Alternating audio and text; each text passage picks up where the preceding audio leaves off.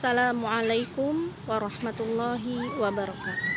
Alhamdulillahirabbil alamin, wassalatu wassalamu ala asyrafil anbiya'i wal mursalin wa ala alihi wa sahbihi wa man tabi'ahum bi ihsanin ila yaumiddin. Amma ba'du. Sahabat Salimah rahimakumullah. Puji dan syukur hanyalah bagi Allah semata.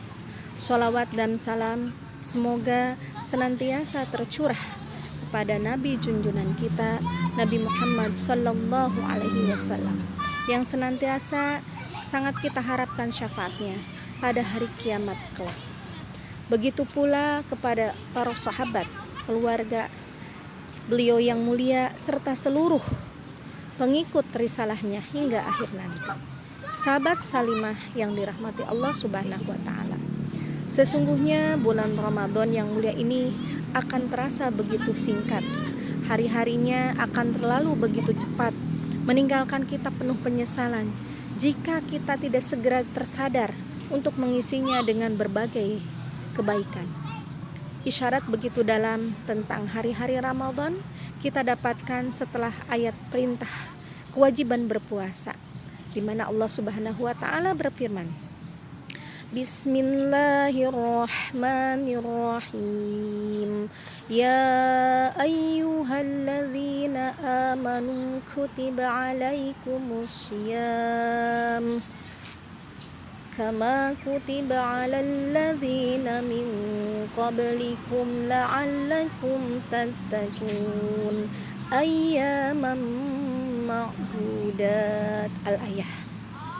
Quran Surat Al-Baqarah 183-184 mengatakan bahwa hai orang-orang yang beriman, diwajibkan atas kamu berpuasa sebagaimana telah diwajibkan atas orang-orang sebelum kamu agar kamu bertakwa, yaitu pada beberapa hari yang tertentu saja.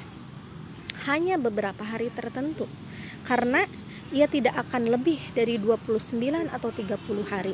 Karenanya tanpa mengetahui seluk-beluk dan keutamaannya, ragam amal dalam Ramadan bisa jadi Ramadan yang singkat akan benar-benar berlalu begitu saja, nyaris tanpa amal dan kenangan yang berarti. Na'udzubillah, summa na'udzubillah.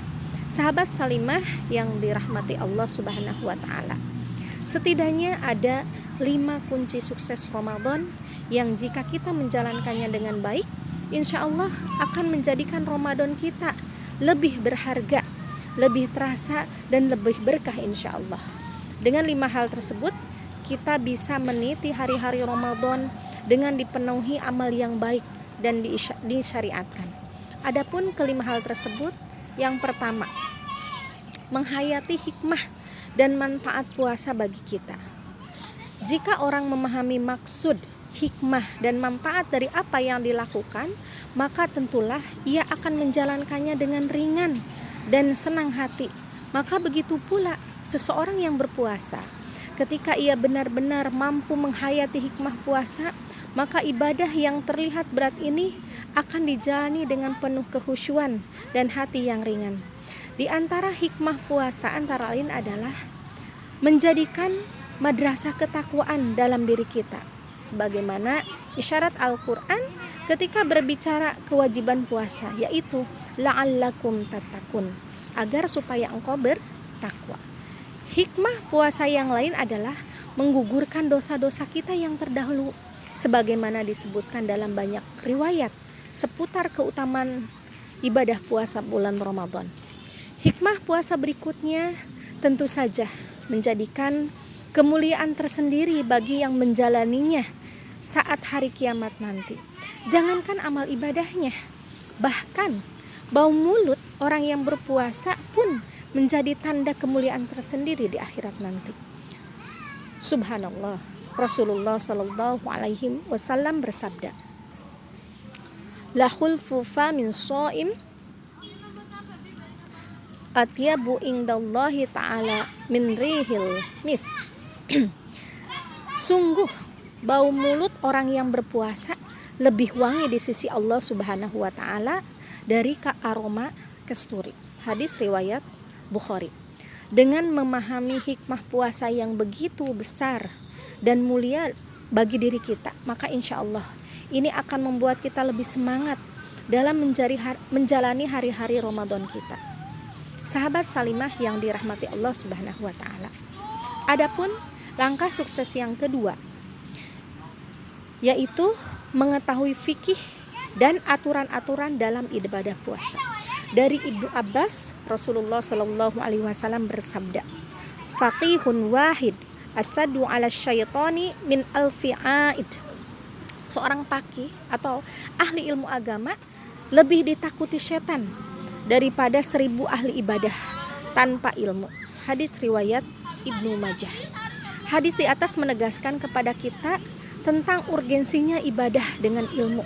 Ya, bahkan salah satu syarat diterimanya amal ibadah adalah ittiba atau sesuai aturan dan sunnah Rasulullah Shallallahu alaihi wasallam. Dalam kaitannya dengan puasa, sungguh ibadah ini mempunyai kekhususan dalam aturan fikihnya yang berbeda dengan yang lainnya. Para ulama pun menjadikan bab puasa sebagai pembahasan khusus di dalam kitab fikihnya.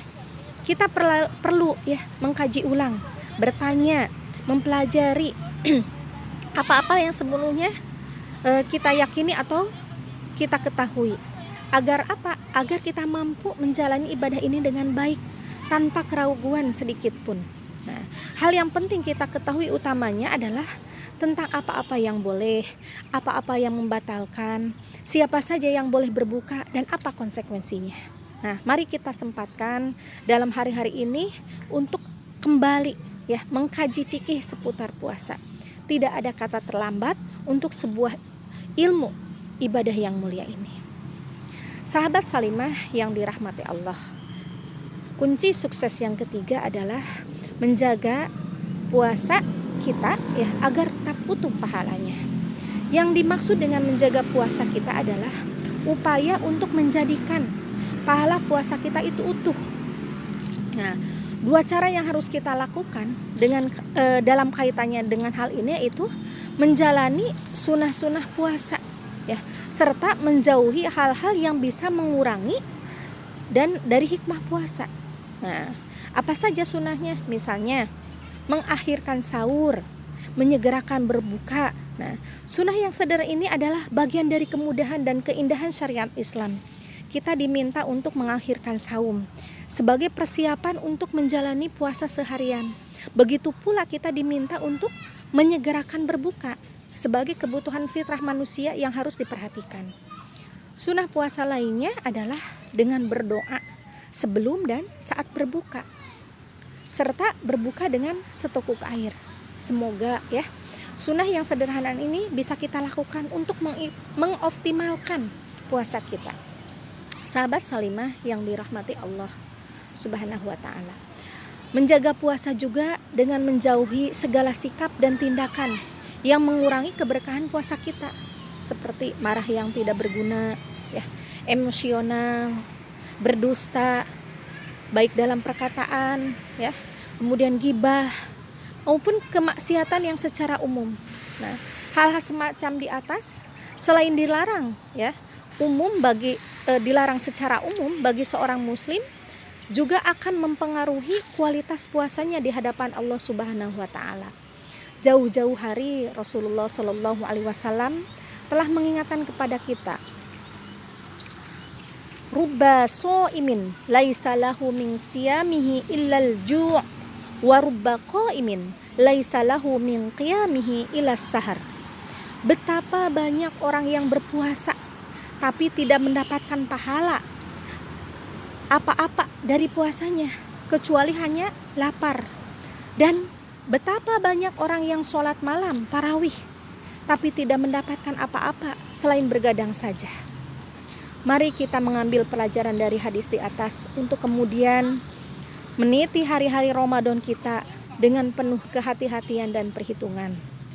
Siapapun kita tidak akan pernah rela jika hanya mendapatkan lapar dan haga saja di bulan yang mulia ini. Sahabat salimah yang dirahmati Allah, kunci sukses Ramadan yang keempat adalah menghiasi puasa kita dengan ragam amal yang disyariatkan dalam Ramadan. Sesungguhnya ibadah dalam Ramadan bukan hanya puasa saja, tetapi banyak ragam ibadah yang juga disyariatkan dalam bulan penuh berkah ini. Mari kita menghias Ramadan dengan ibadah mulia tersebut, agar Ramadan sebagai madrasah ketakwaan benar-benar hadir dalam hidup kita.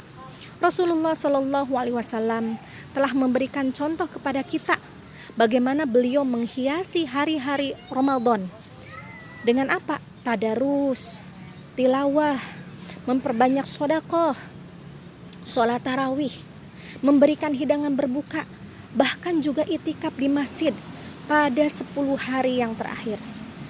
Jika kita ingin merasakan Ramadan yang berbeda dan begitu bermakna, tentu menjadi penting bagi kita untuk menghias Ramadan ini dengan amal ibadah tersebut. Keberkahan Ramadan akan begitu terasa paripurna dalam hal kita, insya Allah. Amin, Allahumma amin. Sahabat Salimah yang dirahmati Allah Subhanahu wa Ta'ala, langkah sukses yang terakhir atau kelima adalah mempertahankan atau menjaga semua amal dengan istiqomah hingga akhir Ramadan. Bulan Ramadan dipenuhi banyak amalan yang sungguh akan melelahkan sebagian besar orang, karena kita sering menjadi saksi bagaimana kaum muslimin berguguran dalam perlombaan Ramadan ini sebelum mencapai garis finishnya. Sholat tarawih di masjid mulai menyusut sedikit demi sedikit seiring berlalunya hari-hari awal Ramadan. Karenanya merupakan hal yang tidak bisa dibantah ya, adalah jika kesuksesan Ramadan bergantung dari keistiqomahan kita menjalani semua kebaikan di dalamnya hingga akhir Ramadan tiba. Syariat kita yang indah pun seolah memberikan motivasi di ujung Ramadan agar kita bertambah semangat dalam beribadah, yaitu dengan menurunkan malam Lailatul Qadar yang mulia. Rasulullah Shallallahu Alaihi Wasallam pun ya menjalankan ibadah untuk menutup bulan keberkahan ini. Boleh juga sungguh-sungguh di penghujung Ramadan. Ibunda Aisyah menceritakan kepada kita, kana Nabi sallallahu alaihi wasallam idza dakhala al-ashru sadda mi'jarahu wa ahya lailatu wa aiqada ahlahu. Adalah Nabi sallallahu alaihi wasallam ketika masuk 10 hari yang terakhir Ramadan menghidupkan malam, membangunkan istrinya dan mengikat sarungnya. Akhirnya marilah kita berusaha menjalankan 5 kunci sukses Ramadan di atas agar usaha kita mendapatkan keberkahan dan kesuksesan Ramadan benar-benar terarah dengan kebaikan dan optimal. Semoga Allah Subhanahu wa Ta'ala memudahkan dan memberikan kekuatan kepada kita. Allahumma sholli ala Sayyidina Muhammad wa ala alihi wa sahbihi ajmain. Lillahi taufiq wal hidayah. Billahi taufiq wal hidayah. Wassalamualaikum warahmatullahi wabarakatuh.